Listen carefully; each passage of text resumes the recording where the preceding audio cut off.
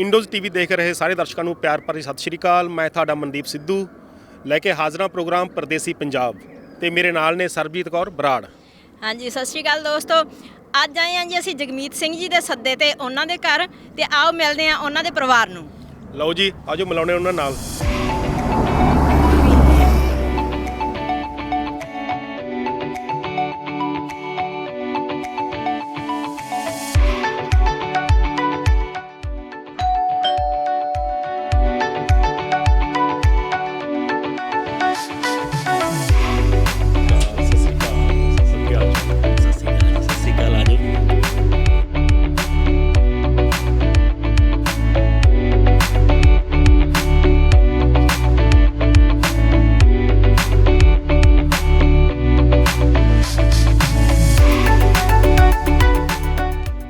ਹਾਂਜੀ ਦੋਸਤੋ, ਆਪਾਂ ਪਹੁੰਚ ਚੁੱਕੇ ਹਾਂ ਜਗਮੀਤ ਸਿੰਘ ਜੀ ਦੇ ਘਰ ਤੇ ਕਰਦੇ ਹਾਂ ਗੱਲਾਂ ਬਾਤਾਂ ਦਾ ਸਿਲਸਿਲਾ ਸ਼ੁਰੂ। ਸਤਿ ਸ਼੍ਰੀ ਅਕਾਲ ਮਾਤਾ ਜੀ। ਸਤਿ ਸ਼੍ਰੀ ਅਕਾਲ ਬੇਟਾ, ਸਤਿ ਸ਼੍ਰੀ ਅਕਾਲ।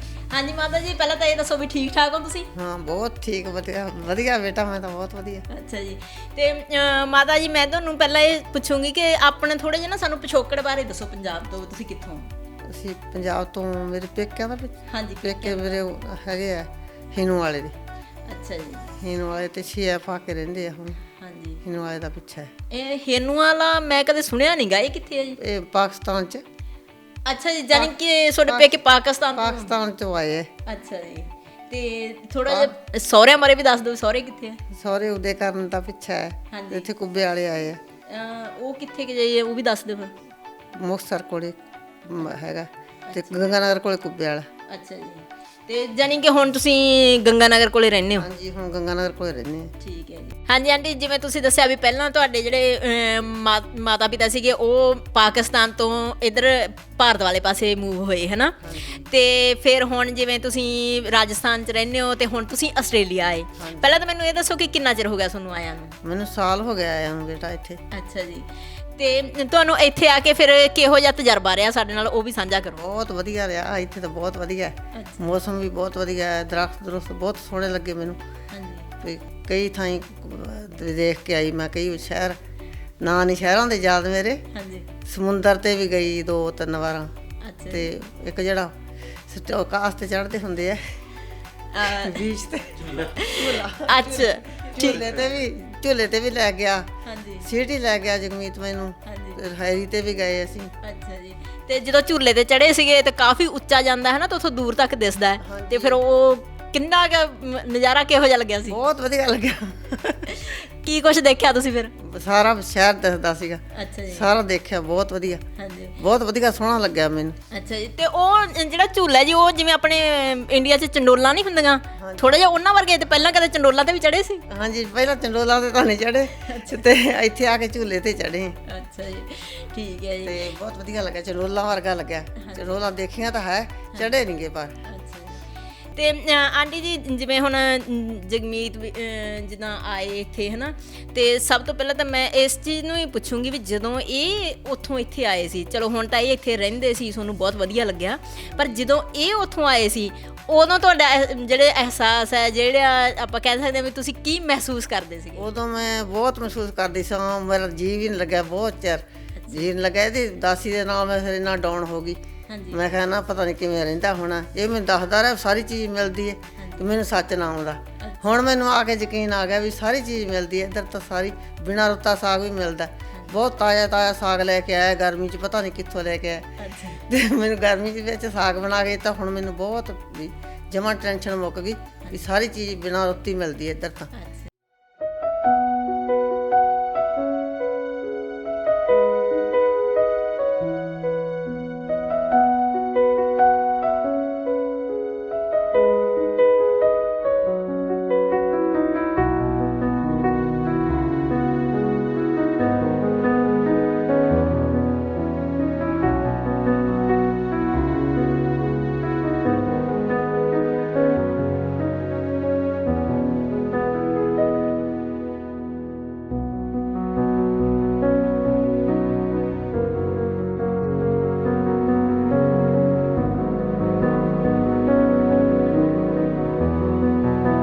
ਹਾਂਜੀ ਜਗਮੀਤ ਵੀਰ ਜੀ।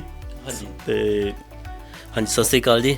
ਮੈਂ ਤੁਹਾਨੂੰ ਪੁੱਛਣਾ ਚਾਹਾਂਗਾ ਜੀ, ਜਿਵੇਂ ਬੀਬੀ ਨੇ ਦੱਸਿਆ ਵੀ ਤੁਸੀਂ ਜਦ ਇੱਥੇ ਆਏ ਤਾਂ ਉਹਨੂੰ ਥੋੜਾ ਬਹੁਤ ਬਰਾਗ ਆਉਂਦਾ ਸੀਗਾ ਤੇ ਐਦਾਂ ਉਹ ਜਿਹੜੀਆਂ ਚੀਜ਼ਾਂ ਤੁਸੀਂ ਉੱਥੇ ਖਾਂਦੇ ਪੀਂਦੇ ਸੀ ਉਹਨੂੰ ਇਹ ਸੀ ਸ਼ਾਇਦ ਮੇਰੇ ਪੁੱਤ ਨੂੰ ਮਿਲਦੀਆਂ, ਪਤਾ ਨਹੀਂ ਮਿਲਦੀਆਂ, ਤੇ ਤੁਸੀਂ ਇਹਨਾਂ ਨੂੰ ਬਹੁਤ ਹੌਸਲਾ ਦਿੰਦੇ ਸੀ ਮੈਨੂੰ ਸਾਰਾ ਕੁਝ ਇੱਥੇ ਮਿਲਦਾ ਗਾ। ਤੇ ਤੁਹਾਨੂੰ ਕਿੰਝ ਲੱਗਦਾ ਸੀਗਾ ਤੇ ਤੁਹਾਨੂੰ ਮਤਲਬ ਕਿ ਘਰ ਦਾ ਕਿੰਨਾ ਤੁਹਾਨੂੰ ਵੀ ਇਹਨਾਂ ਬਰਾਗ ਇੱਦਾਂ ਆਉਂਦਾ ਸੀ, ਮਾਂ ਦੇ ਹੱਥ ਦੀਆਂ ਰੋਟੀਆਂ ਯਾਦ ਆਉਂਦੀਆਂ ਸੀਗੀਆਂ?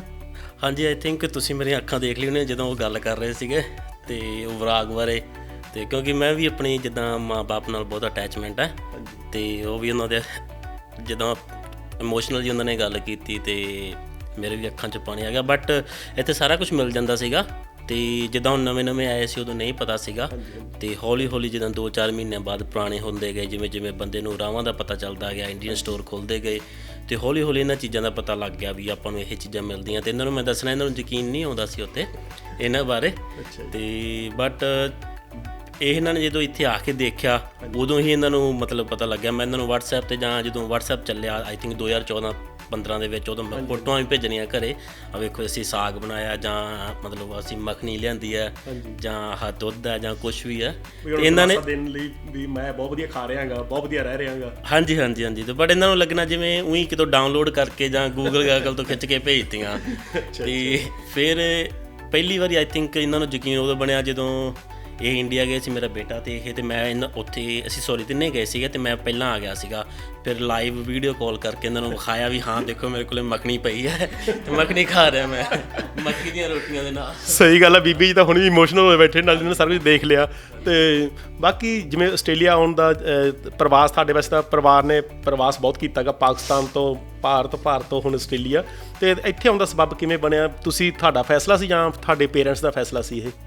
ਨਹੀਂ ਜੀ, ਇਹ ਇੱਥੇ ਜੋ ਮੇਰੇ ਨਾਲ ਕਾਲਜ ਟਾਈਮ ਮੁੰਡੇ ਪੜ੍ਹਦੇ ਸੀ, ਉਹ ਮੇਰੇ ਫਰੈਂਡ ਸਰਕਲ ਸੀਗੇ, ਉਸ ਟਾਈਮ ਨਾ ਜੇ ਆਪਾਂ ਕਹਿ ਲਓ ਮਾਹੌਲ 'ਚ ਰਹਿੰਦੇ ਜ਼ਿਆਦਾ ਟਾਈਮ ਸਪੈਂਡ ਕਰਦੇ ਹਾਂ, ਉਹੋ ਜਿਹੀ ਬੰਦੇ ਨੂੰ ਮੱਤ ਆਉਂਦੀ ਆ। ਤੇ ਮੇਰੇ ਨਾਲ ਦੇ 3-4 ਹੋਰ ਸੀਗੇ ਫਰੈਂਡ ਜਿਹੜੇ, ਉਹ ਸਾਰਿਆਂ ਨੇ ਇੱਕ ਪਹਿਲਾਂ ਕੈਨੇਡਾ ਚਲਾ ਗਿਆ ਸੀ, ਤਨਵੀਰ ਸੀ ਮੇਰਾ ਫਰੈਂਡ ਹੈ ਨਾ, ਉਹਨੂੰ ਦੇਖ ਕੇ ਸਾਨੂੰ ਵੀ ਇਨਸਪਾਇਰ ਅਸੀਂ ਵੀ ਥੋੜ੍ਹਾ ਜਿਹਾ ਹੋਏ ਕਿ ਆਪਾਂ ਵੀ ਜਾਈਏ ਬਾਹਰ ਹੈ ਨਾ।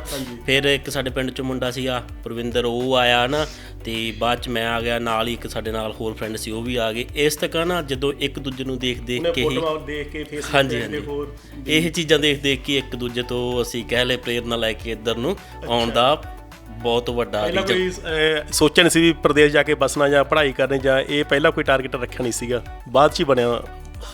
ਹਾਂਜੀ ਬਿਲਕੁਲ। ਅਸੀਂ ਦੇਖੋ ਜਿੱਦਾਂ ਮੈਂ ਕਾਲਜ ਲੱਗਿਆ ਸੀ ਉਸ ਟਾਈਮ ਵੀ ਮੈਨੂੰ BA ਪੂਰੀ ਕਰ ਲਈ ਸੀ, ਮੈਨੂੰ ਉਸ ਟਾਈਮ ਵੀ ਕੁਛ ਨਹੀਂ ਸੀਗਾ।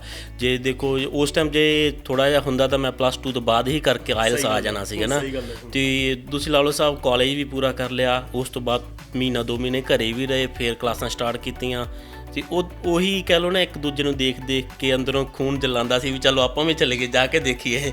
ਹਾਂਜੀ ਬਾਹਰ ਕੀ ਚੀਜ਼ ਹੈ। ਤੇ ਬਾਕੀ ਜਦ ਤੁਸੀਂ ਇੱਥੇ ਪਹੁੰਚੇ, ਕਿਉਂਕਿ ਇੱਥੇ ਆ ਕੇ ਤੁਹਾਨੂੰ ਸ਼ੁਰੂਆਤੀ ਦਿਨਾਂ 'ਚ ਬਹੁਤ ਸਟਰਗਲ ਕਰਨਾ ਪਿਆ ਹੋਊਗਾ, ਕਿਉਂਕਿ ਜਦ ਆਪਾਂ ਉੱਥੋਂ ਤਾਂ ਤੁਹਾਨੂੰ ਪਤਾ ਹੀ ਹੈ ਵੀ ਸਿਰਫ 4 ਕੱਪੜੇ ਤੇ ਇੱਕ ਬੈਗ ਲੈ ਕੇ ਆਉਣੇ ਆ, ਤੇ ਇੱਥੇ ਆ ਕੇ ਤੁਹਾਨੂੰ ਕੀ ਸੰਘਰਸ਼ ਕਰਨਾ ਪਿਆ, ਕੀ ਸਟਰਗਲ ਕਰਨਾ ਪਿਆ, ਤੇ ਤੁਸੀਂ ਕਿਵੇਂ ਆਪਣੀ ਸਟੱਡੀ ਕੰਪਲੀਟ ਕੀਤੀ? ਫਿਰ ਅੱਜ ਤਾਂ ਚਲੋ ਵਾਹਿਗੁਰੂ ਦੀ ਮਿਹਰ ਨਾਲ ਤੁਸੀਂ ਸਭ ਕੁਝ ਤੁਹਾਡੇ ਕੋਲ ਹੈਗਾ, ਸਿਟੀਜ਼ਨ ਹੋ, ਤੇ ਬਾਕੀ ਇਸ ਸਟਰਗਲ ਦੇ ਦਿਨਾਂ ਬਾਰੇ ਆਪਣੇ ਬਾਰੇ ਦੱਸੋ।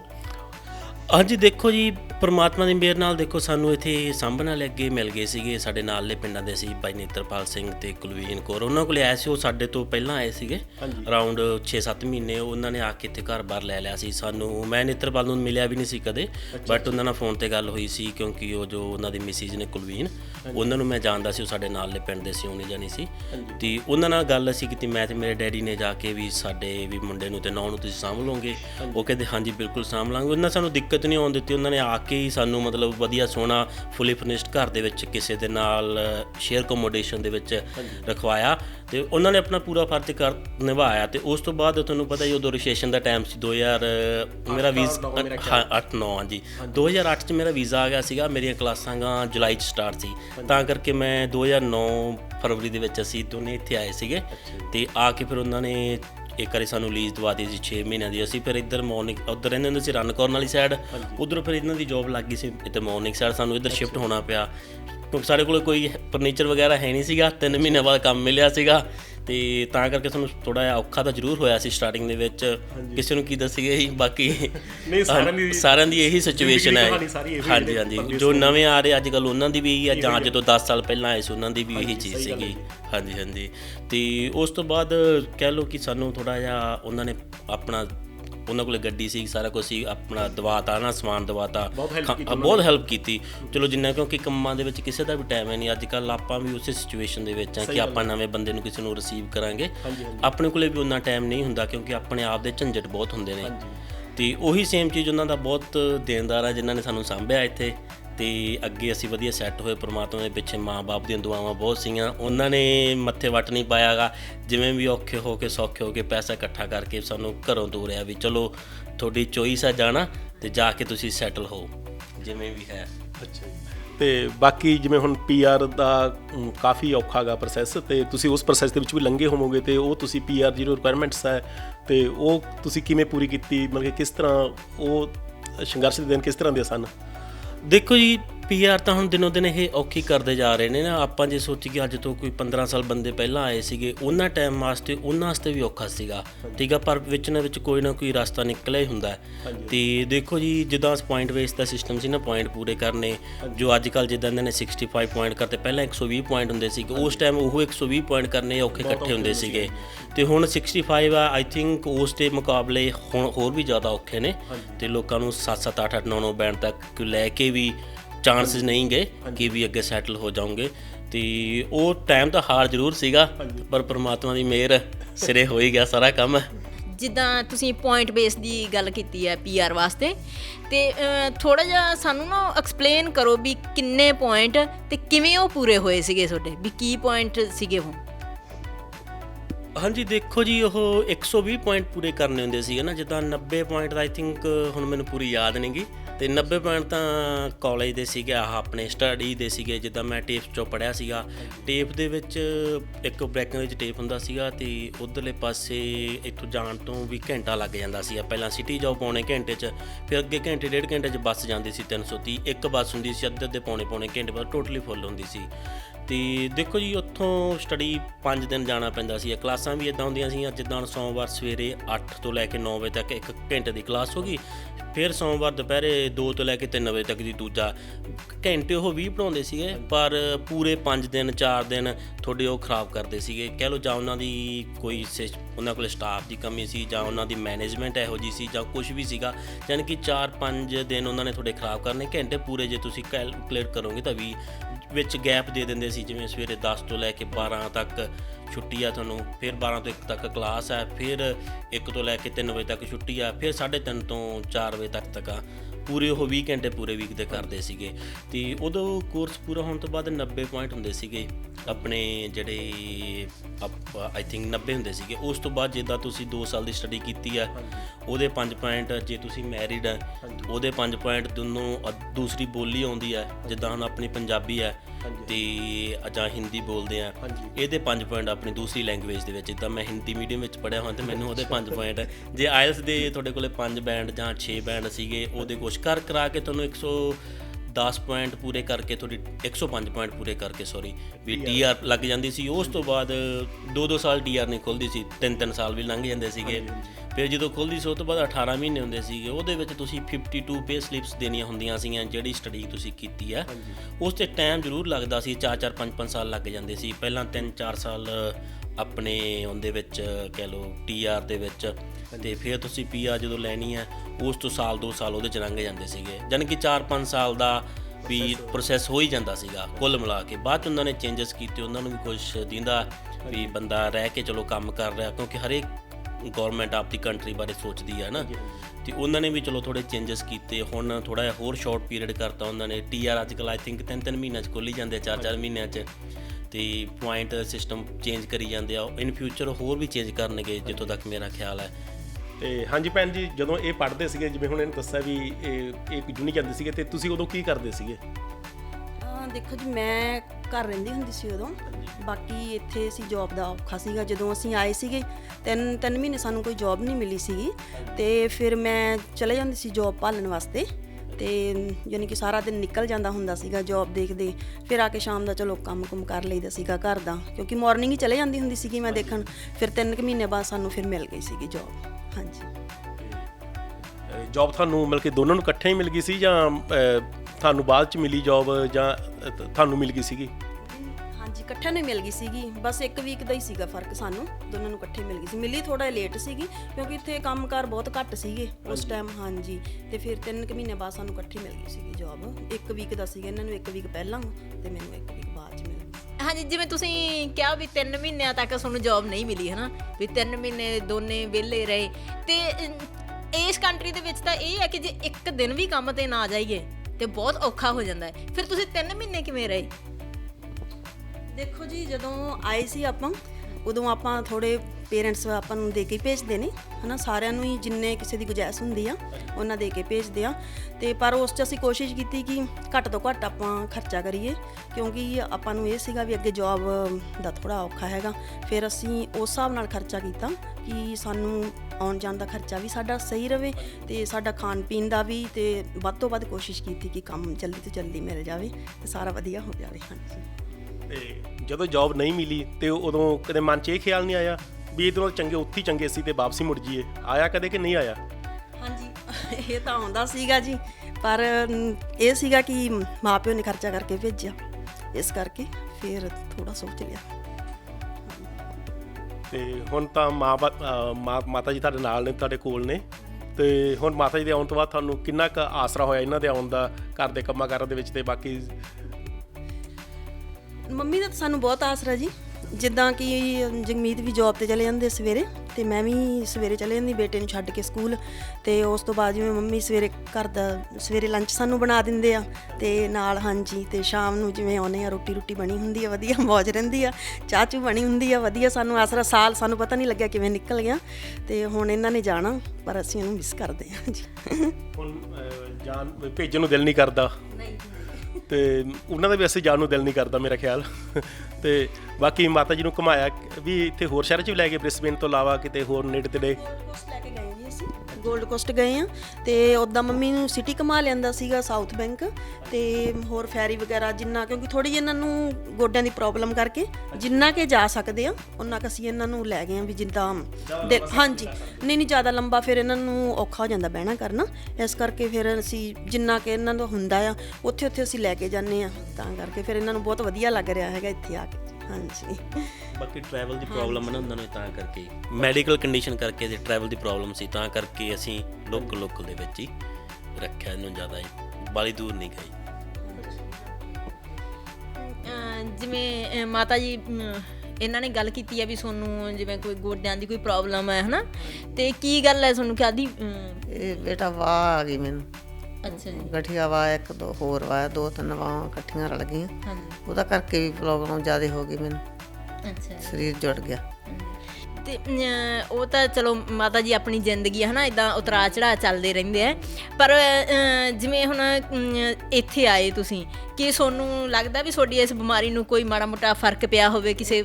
ਇੱਥੇ ਆ ਕੇ ਤਾਂ ਬਹੁਤ ਵਧੀਆ ਫਰਕ ਪੈ ਗਿਆ, ਵਧੀਆ ਠੀਕ ਹੋ ਗਈ। 15 ਦਿਨਾਂ ਤੋਂ ਸਹੀ ਹੋ ਗਈ ਮੈਂ ਇੱਥੇ ਆ ਕੇ। ਤਾਂ ਖਾਣਾ ਪੀਣਾ ਵੀ ਬਹੁਤ ਵਧੀਆ ਇੱਥੇ, ਤੇ ਡਾਕਟਰ ਵੀ ਬਹੁਤ ਵਧੀਆ, ਦਵਾਈ ਬਹੁਤ ਵਧੀਆ ਚੱਲੀ ਹੈ, ਬਹੁਤ ਵਧੀਆ ਇਲਾਜ ਹੋ ਗਿਆ।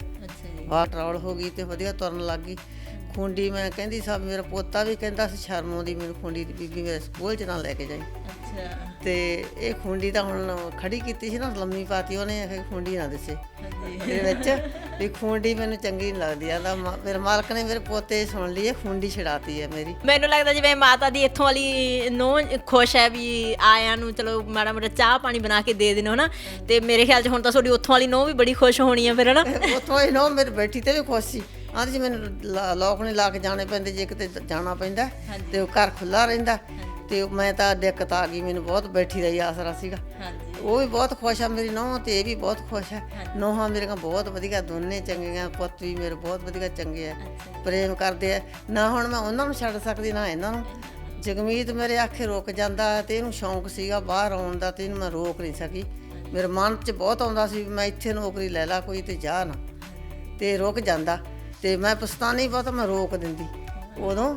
ਤੇ ਹੁਣ ਅੱਡੋ ਅੱਡ ਹੋ ਗਏ, ਹੁਣ ਪ੍ਰੇਮ ਬਾਹਲਾ ਸਾਡੇ ਪਰਿਵਾਰ ਦਾ ਸਾਰੇ ਦਾ, ਤੇ ਪਿੱਛੇ ਤੋਂ ਪਰਿਵਾਰ ਸਾਡਾ ਇਕੱਠਾ ਹੀ ਹੈ, ਇੱਥੇ ਵੀ ਇਕੱਠੇ ਹੀ ਆ ਅਸੀਂ, ਤਿੰਨ ਭਰਾ ਹੈ, ਤਾਏ ਹੋਰੀ ਸਾਰੇ ਇਕੱਠੇ ਆ, ਸਾਰਿਆਂ ਦਾ ਪ੍ਰੇਮ ਬਹੁਤ ਹੈ, ਏਕਤਾ ਬਹੁਤ ਹੈ ਇੱਥੇ ਵੀ, ਤੇ ਮੇਰੇ ਪੇਕੇ ਪਰਿਵਾਰ ਵੀ ਏਕਤਾ, ਤੇ ਵੀ ਬਹੁਤ ਪ੍ਰੇਮ ਸੀਗਾ। ਇੱਥੇ ਨੌਕਰੀ ਲੈ ਲਾ ਤੇ ਹੁਣ ਨੌਹਾਂ ਦਾ ਵੀ ਮੇਰਿਆਂ ਦਾ ਬਹੁਤ ਪ੍ਰੇਮ ਹੈ। ਇਹ ਤਾਂ ਵਧੀਆ ਗੱਲ ਹੈ ਜੀ। ਪਰ ਜਿਵੇਂ ਤੁਸੀਂ ਕਿਹਾ ਵੀ ਮੈਂ ਚਾਹੁੰਦੀ ਸੀ ਵੀ ਮੇਰੇ ਆਖੇ ਤੋਂ ਜਗਮੀਤ ਰੁਕ ਜਾਂਦਾ ਨਾ, ਤੇ ਮੈਨੂੰ ਇਹ ਲੱਗਦਾ ਵੀ ਜੇ ਇਹ ਨਾ ਆਉਂਦੇ ਤਾਂ ਫਿਰ ਤੁਸੀਂ ਵੀ ਆਸਟ੍ਰੇਲੀਆ ਨਹੀਂ ਸੀ ਆਉਣਾ। ਇਹ ਆਏ ਤਾਂ ਮੈਂ ਆਸਟ੍ਰੇਲੀਆ ਵੀ ਆ ਗਈ। ਆਸਟ੍ਰੇਲੀਆ ਵੀ ਬਹੁਤ ਸੋਹਣਾ ਵਧੀਆ, ਮੇਰੇ ਪਸੰਦ ਆ। ਮੌਸਮ ਵੀ ਬਹੁਤ ਵਧੀਆ, ਇੱਧਰ ਖਾਣਾ ਪੀਣਾ ਵੀ ਬਹੁਤ ਸਾਫ਼ ਹੈ। ਜਿੱਦਾਂ ਆਂਟੀ ਜੀ ਤੁਸੀਂ ਵੀ ਜਿਵੇਂ ਹੁਣ ਵਿਹਲੇ ਹੁੰਦੇ ਹੋ, ਚਲੋ ਥੋੜਾ ਬਹੁਤਾ ਕੰਮ ਵੀ ਕਰਦੇ ਹੋ, ਤੇ ਨਾਲ ਨਾਲ ਕੋਈ ਪੋਤੇ ਨੂੰ ਆਪਣੇ ਜਿਵੇਂ ਕਹਿ ਦਈਏ ਸੱਭਿਆਚਾਰ ਨਾਲ ਜੋੜਨ ਲਈ ਜਾਂ ਪੰਜਾਬੀ ਨਾਲ ਜੋੜਨ ਲਈ ਕੋਈ ਮਾੜਾ ਮੋਟਾ ਉਪਰਾਲਾ ਕਰਦੇ ਹੋ? ਹਾਂਜੀ ਹਾਂਜੀ, ਪੰਜਾਬੀ ਬਹੁਤ ਸਿੱਖ ਗਿਆ ਮੇਰਾ ਪੋਤਾ, ਤੇ ਪੋਤਾ ਮੈਨੂੰ ਅੰਗਰੇਜ਼ੀ ਵੀ ਸਿਖਾਉਂਦਾ। ਅੱਛਾ, ਆਖੂਗਾ ਇਹ ਬਹੁਤ ਵਧੀਆ ਵੀ ਤੁਸੀਂ ਉਹਨੂੰ ਪੰਜਾਬੀ ਸਿਖਾਉਣੇ, ਉਸ ਨੂੰ ਅੰਗਰੇਜ਼ੀ ਸਿਖਾਉਂਦਾ ਹੈ। ਆਖੂਗਾ ਬੀਬੀ ਜਦੋਂ ਕੋਈ ਆਵੇ ਨਾ ਉਦੋਂ ਤਾਂ ਆਖਿਆ ਕਰ ਹੈਲੋ ਹਾਈ, ਦੂਜਾ ਆਖਿਆ ਕਰ ਥੈਂਕ ਯੂ, ਤੇ ਜਾਂਦੇ ਨੂੰ ਆਖਿਆ ਕਰ ਬਾਏ ਬਾਏ। ਤੇ ਡਾਕੀਆ ਆਉਂਦਾ ਇੱਥੇ, ਤੇ ਉਹ 6 ਮਹੀਨੇ ਤਾਂ ਵੇਖਦਾ ਰਿਹਾ ਵੀ ਤੂੰ ਤੁਰਿਆ ਨਹੀਂ ਜਾਂਦਾ, ਵੀ ਖੁੰਡੀ ਨਾਲ ਵੀ ਜਿਹੜੇ ਸੁੱਕਣੇ ਪਾਉਂਦੀ ਹੈ, ਤਕਲੀਫ ਹੈ, ਤੇ ਗਾਂ ਆ ਕੇ ਲੈਟਰ ਫੜਾ ਕੇ ਜਾਂਦਾ। ਤੇ ਹੁਣ ਰੱਖੜੀਆਂ ਆਈਆਂ ਸੀ ਜਗਮੀਤ ਦੀਆਂ, ਤੇ ਗਾਂ ਆ ਕੇ ਫੜਾ ਕੇ ਗਿਆ ਮੈਨੂੰ, ਤੇ ਹੈਲੋ ਹਾਈ ਕਰਕੇ ਜਾਂਦਾ ਰੋਜ਼ਾਨਾ।